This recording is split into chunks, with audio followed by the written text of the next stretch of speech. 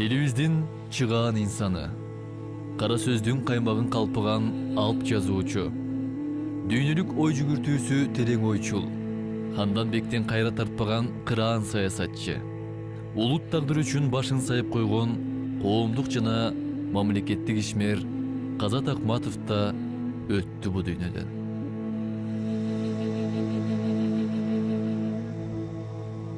Пендечиликтин кесепетиби, адамдын баркы, наркы көзү түрүү кезде көп этибарга алынып баалана бербейт көрүнөт. Бир күнү дүйнө салып кеткенде орду оркоюп көрүнүп, жоктолуп кала берет экен. Кечээ көргөн бүгүн жок демекчи, өмүрүнүн акырына чейин омоктуу ойлорун ортого салып, колунан калеми түшпөгөн Казат агабызды бүгүн минтип жоктоп калдык. Табигат шыкты даарган касиеттүү ала тоо алп жазуучусунан ажырады.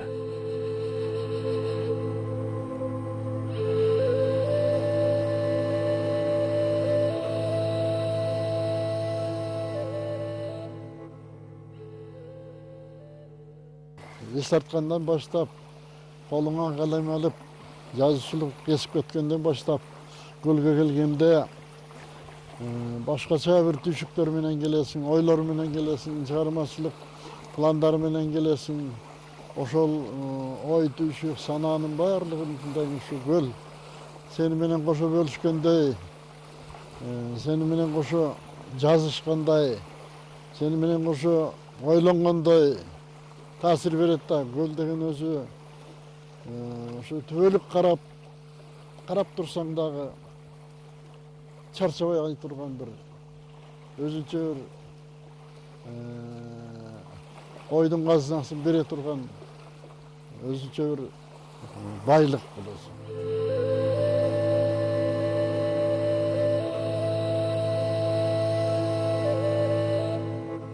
Том сортуп ысык көлүңдү, кайгыртып эли жериңди, кайрылбай кеттиң кантели, сындырып ачык көңүлдү.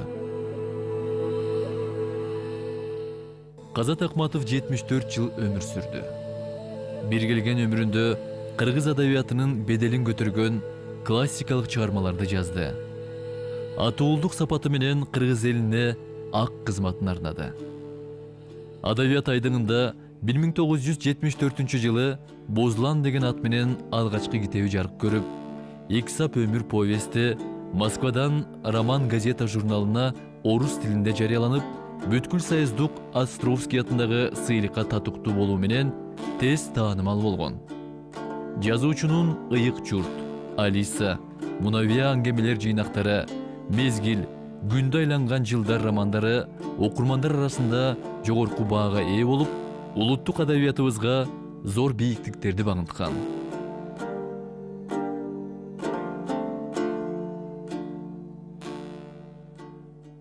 Казат Акматов 60 жылдардын башында келген, кичинекей аңгемелери менен келген. «Эки сап өмүр». Кичинекей 3-4 барактан турган аңгеме, ошондо чечкен маселеси жакшынакай.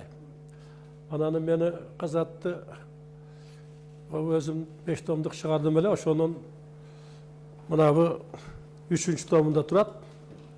Залкарлар деп. Эми залкар деген сөз бу эл аралык терими бар, классик деген терим. Ама классик деген теримди эми аны колдонсо болот, колдонбосо болот. Бизде ага татыктуу сөз бар, залкар дегенчи. Ошонун мааниsin берет. Ошо залкарлардын катарына коштум. Чыгаан жазуучунун Элики Клаустун 13 кадам романы, «Шахидка» аттуу повести бир нече тилдерге которулуу менен бирге Москва шаарында чет элдер адабияты журналына басылса, Лондонда атайын жыйнак болуп жарык көрүп, дүйнөлүк адабияттагы чебер калемгер сыйлыгы берилген. Ал эми «Архат» романы Токтогул атындагы мамлекеттик сыйлыкка татыктуу болгон.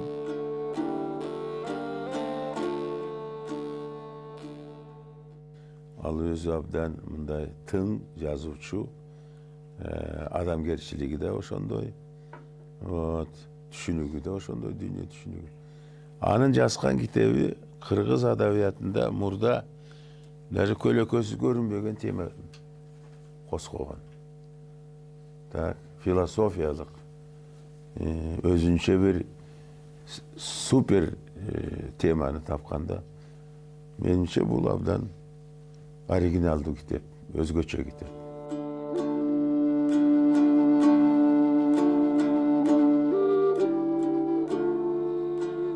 Казат Акматовдун чыгармалары дүйнөнүн 50дөн ашуун тилдерине которулуп, чет мамлекеттерде байма-бай чыгып, ал жерлерде жогорку бааларга ээ болушунун өзү анын залкар калемгер экендигин далилдеп турат. Анын чыгармаларын эл аралык коомчулукта баалап, Россия Федерациясынын Ломоносов атындагы алтын медалына жана эл аралык руханият сыйлыктарына татыктуу болгон. Драматург катары Ажырашуу түнү, Авария, Азаттык ыры драмалары Улуттук академиялык драма театрынын сахнасынан түшпөй, эл аралык фестивалдарда жеңүүчү болгон. Анын сценарийи менен Кыргызфильм киностудиясында жаралыш үчүн Жан кыюу көркөм фильми тартылган.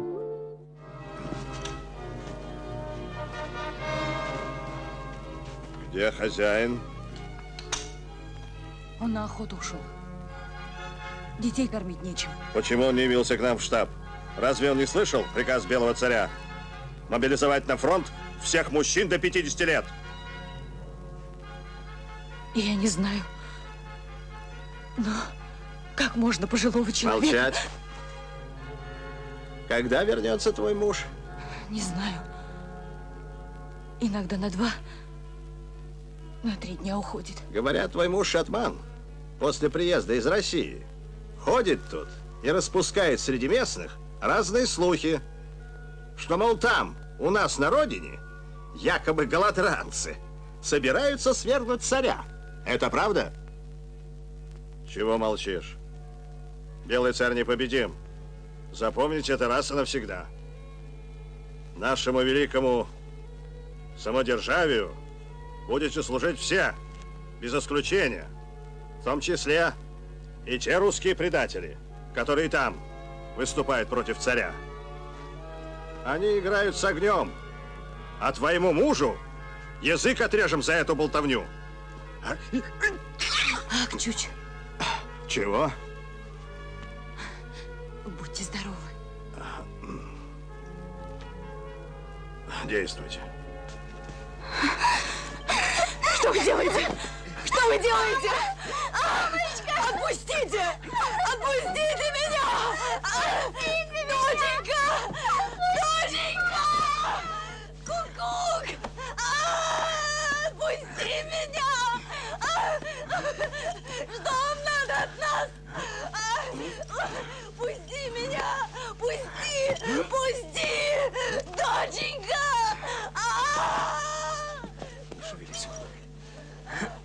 Пустите меня! Пустите! Нет тут никакого ружья.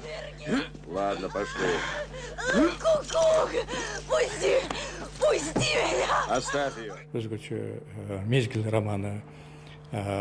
Бул роман чындыгында кыргыз адабиятында 1916 жылдагы көрүнүштү мына азыр бир күн деп атабыз. Ошону жаңыча көз караш менен карап, жаңыча баалаган чыгарма болуп эсептелет. Анан бул чыгармасы үчүн саясий когунтуктоого чейин барган.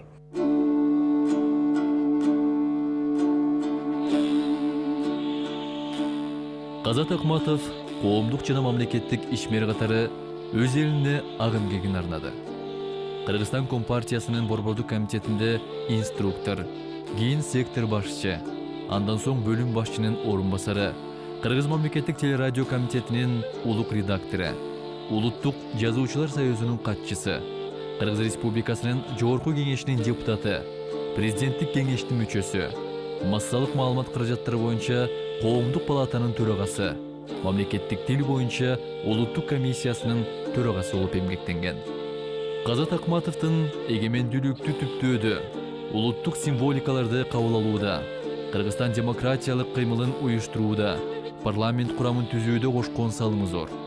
Легендарлуу парламенттин депутаты болуп турганда, Казат Акматов өзгөчө активдүүлүгүн көрсөтүп, мамлекетибиздин түптөлүү, калыптануу жылдарында маанилүү ой-пикирлерди курч айтып чыгып, мекенге кызмат кылуунун үлгүсүн көрсөткөн.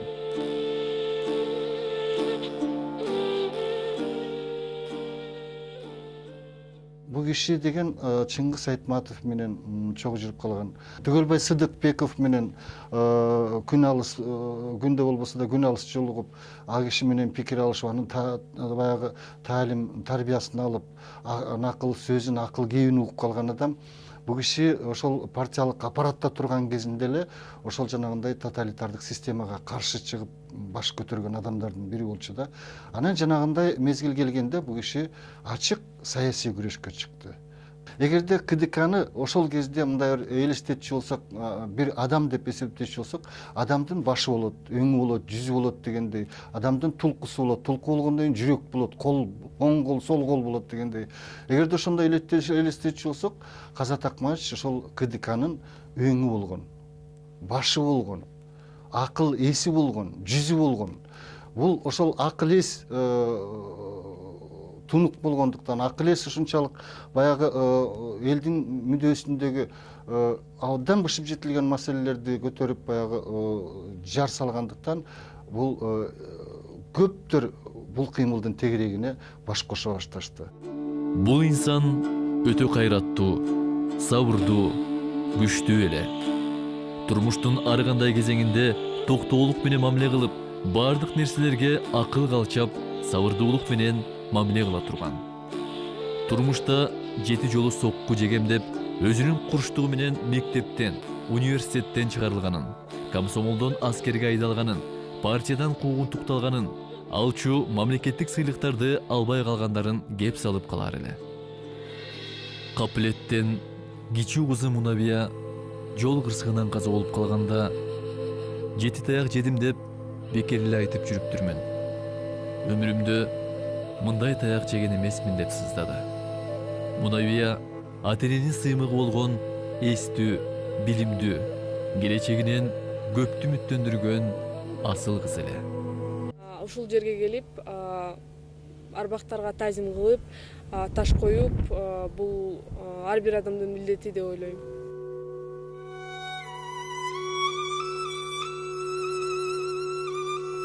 Улуу үркүндүн маанисин белгилеп, бул тасмада сүйлөп жаткан Мунавиянын бул сүйлөгөнү анын акыркы сөзү болуп калды. Атаганат, Казат ага бул кызын жанынан артык көрөр эле. Мен кызым күйөөгө чыкса, эгер кудаларым уруксат берсе, кызым менен кошо барайын деп. Чогуу барып ошол жакта жашайын деп. Бир бөлмө берип койсо ошол жакта жашайын деп. Себеби кыз баланын жаш эмеси аялуу да аябай. Баскан турганы, турмушка чыккан биринчи күндөрү, кайненеге көнгөнү, көнүшү, башка үйлөргө көнүшү, бул баары тең татаал нерсе да. Ошондо кызым менен чогуу барам. Эсил инсан оозуна сала бергендей, ал асыл кызы Мунавия менен кошо кетти. Анын жыргалы кызы каза болгондо кошо кетти. Андан кийин жашоого болгон мамилеси өзгөрүп, чөктү, кайгы калтырып, ооруга жеңдирди. Мунавиясын издеп, акка аттанып кетти.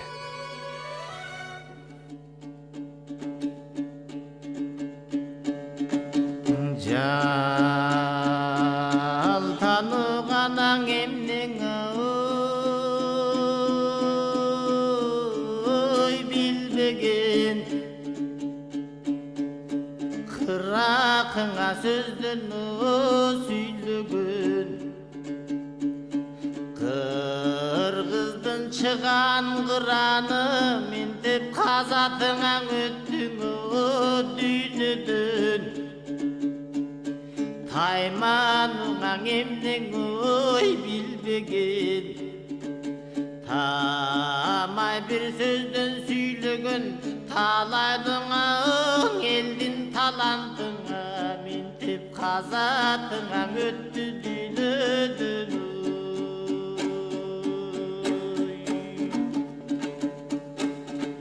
Есіл бір қазат атабыз берметін сөздің жарқыған чачып бірәң өттің дүйнеден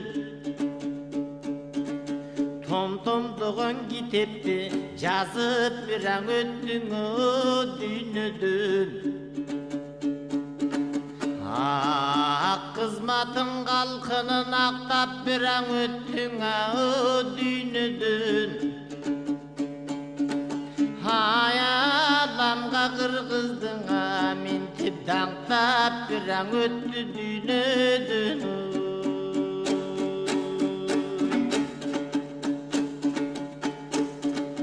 Казаке казат деп аңатыңа коюлуп, чарчагана жоксуң күрөштөн. Элиңе кылып ак кызмат эмгегиң аңарна жүрөктөн. Чындыктың аң издеп күрөшкөн. Чыдадың кантип күрөштөн, кыргызга өмүр арнадың эрдиктиң кылып жүрөктөн.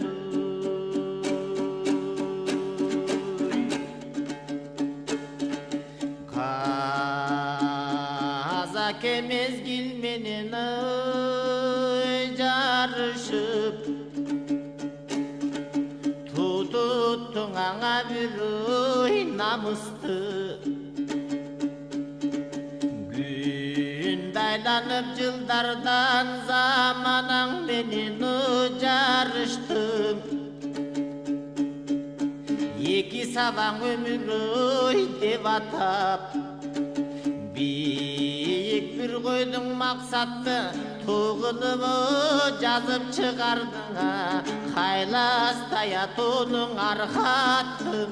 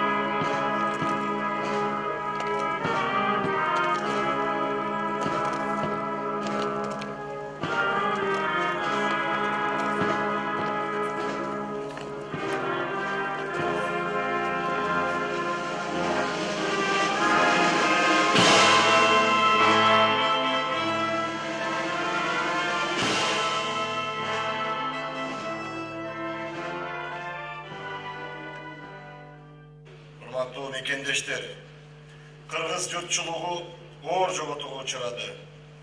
Кыргыз элинин урматтаган, сыйлаган, сыймыктанган чыгаат уулдарынын бири залкар жазуучу жана драматург агабыз Казат Акматов келбес сапарга жол тартты. Казат Акматов жөн гана атактуу жазуучу эмес, саясатчы, коомдук жана мамлекеттик ишмер катары кыргыз элине аттын кашкасындай таанымал болчу. Ал мамлекеттик ишмер катары райондук комсомол комитетинин жетектөөдөн баштап Кыргызстан коммунисттик партиясынын борбордук комитетинде бөлүм башчы катары ошол кездеги эң бир орчундуу кызматтарда зор абийирлүүлүк менен өзүнүн ак эмгегин өтөгөн. Казат Акматов иштеген жеринде кыргыз элинин, кыргыз тилинин, мамлекеттин кызыкчылыгын коргоп, азыркы кыргыз мамлекетинин түптөлүшүнө зор салымын кошкон. Өткөн кылымдын 90-жылдарында тоталитардык бийликтин катуу тартүүнөн коркпостон, тайманбастан өмүрүн тобокелге салып, кыргыздын патриот уулдарынын башын бириктирип, Кыргызстанда демократия кыймылын уюштурган. Ошол убакта кыргыздын намыскөй атуулдары, лидер катары Казат Акматовдун айналасында чогулушкан. Ал мезгилде пайда болгон туңгуч демократиялык кыймыл бүгүнкү кыргыз мамлекетинин демократиялык жол менен өнүгүүсүн тандап алууга негиз түзгөн. Бир кезде ажырашуу аттуу драмасы коюлуп, чоң сенсация жараткан.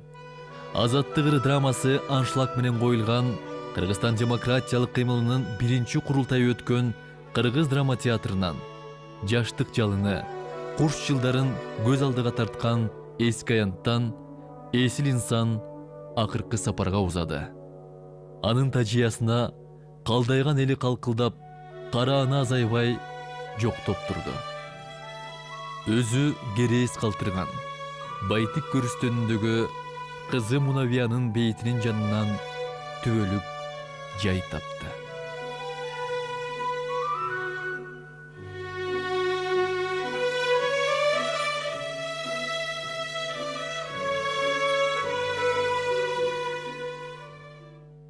Он 4 сентябрда суукка барып уктук.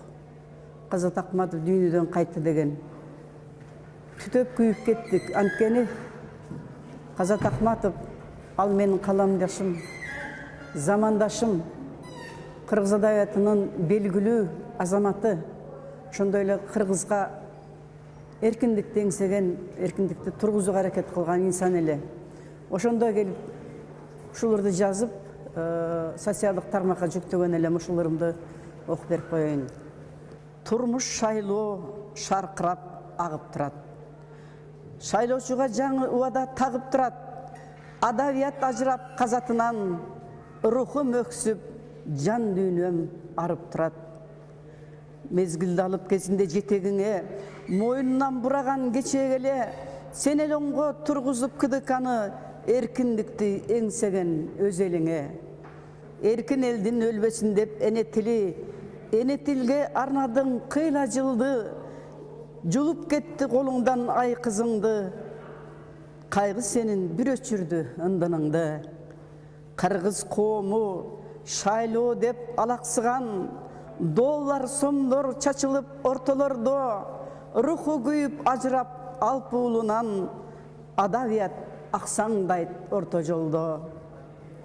Шайтан ойну шайлоонун бүтөр акыр, алаксыган оюндан эл да тынчыр, Ахматовтай сыйлыгын жоготконун кеч байкаган кайран кыргыз элим бакыр. Кыргыз эли Казат Акматовтай асыл инсандарын эч качан эсинен чыгарбай, улуттун сыймыгы катары тарыхтагы ордун өчүрбөйт. Залкар калемгердин экинчи өмүрү кылымдарга анын өлбөс мурастарын жайылтуу менен уланта берет.